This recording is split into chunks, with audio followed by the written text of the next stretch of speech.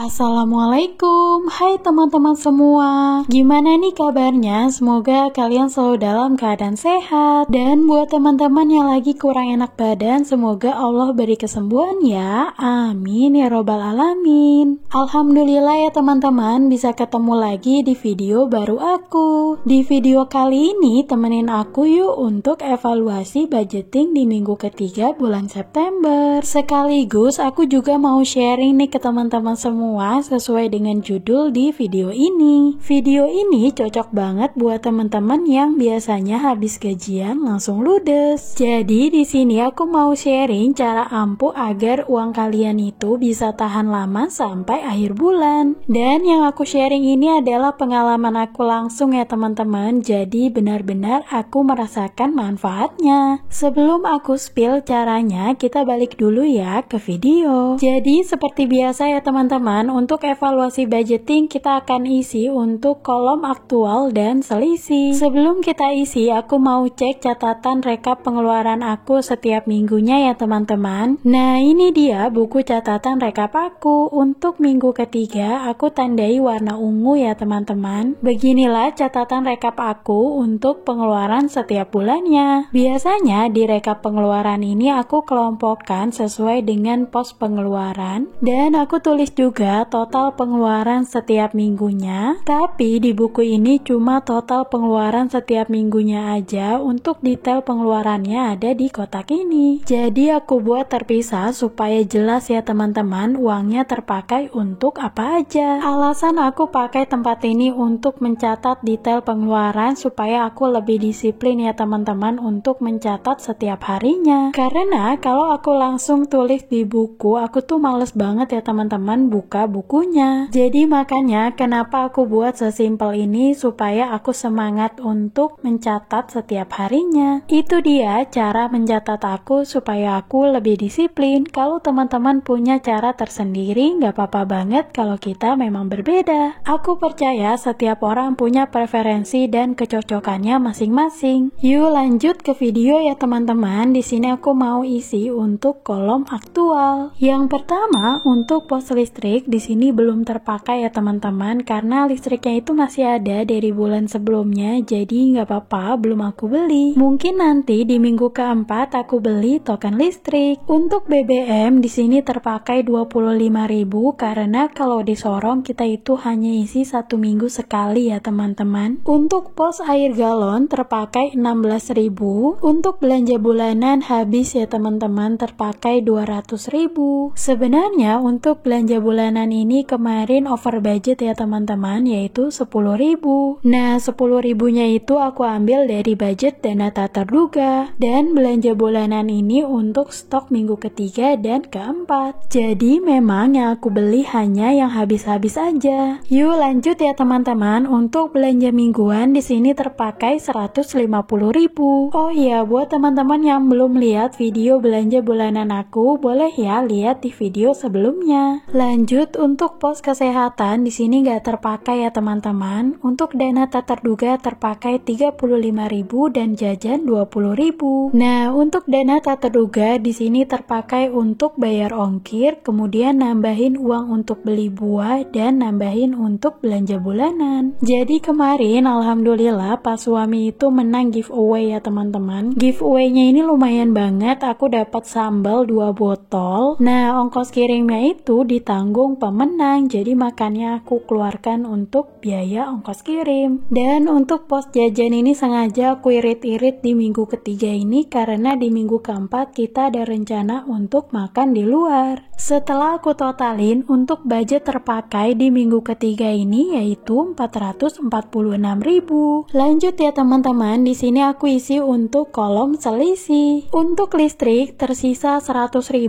karena belum terpakai. Kemudian air galon tersisa 9.000, kesehatan 50.000, dana tak terduga 15.000, dan jajan 30.000. Yuk lanjut, sekarang kita totalin berapa budget yang tersisa dari minggu ketiga ini. Seperti biasa, setelah evaluasi budgeting, kita lanjut ya teman-teman untuk cek uangnya apakah udah sesuai dengan yang dicatatkan. Setelah selesai, kita lanjutkan untuk masukkan uangnya ke dalam dompet bulanan. Teman-teman pasti udah penasaran penasaran kan gimana sih cara ampuh supaya uang kita itu tahan sampai akhir bulan? Yuk kita spill sekarang. Berdasarkan pengalaman aku, kalau uang kita itu mau tahan sampai akhir bulan, kita harus mulai budgeting dengan menggunakan dua metode. Untuk metode yang pertama yaitu kalian harus buat budgeting bulanan. Gimana sih cara buat budgeting bulanan? Kalian bisa cek di video aku sebelumnya ya. Dari budgeting bulanan ini kamu bisa tahu ya berapa pemasukan kamu dan berapa pengeluaran kamu di setiap posnya. Kalian bisa tentukan berapa maksimal budget untuk setiap posnya dan perkirakan berapa banyak kebutuhan untuk setiap bulannya. Nah, kalau teman-teman udah selesai melakukan budget bulanan, kalian bisa lanjut untuk membuat budget mingguan. Menurut aku penting banget ya teman-teman, kalian harus menggunakan dua metode karena kalau cuma pakai metode bulanan, untuk sebagian orang bisa boros di awal dan boncos di akhir. Itu dia alasannya kenapa kita harus menggunakan dua metode, yaitu metode bulanan dan mingguan. Kalau menggunakan metode mingguan, kita udah memisahkan budget untuk setiap minggunya. Jadi dari budget bulanan yang udah kita tentukan, kita bisa bagi ke 4 minggu atau ke 5 minggu. Menurut aku dengan dibatasi budgetnya setiap minggunya, kita jadi lebih disiplin dalam menggunakan uang. Kita jadi nggak seenaknya dalam menggunakan uang untuk belanja ya teman-teman, karena udah ada batasnya, jadi kita harus mematuhi itu. Dan penting banget kita punya dana darurat supaya pada saat dalam keadaan darurat kita nggak menggunakan budget bulanan. Yuk lanjut ke video dulu ya teman-teman. Di sini aku udah selesai untuk evaluasi budgeting di minggu ketiga. Untuk sisa di minggu ini ada 204.000.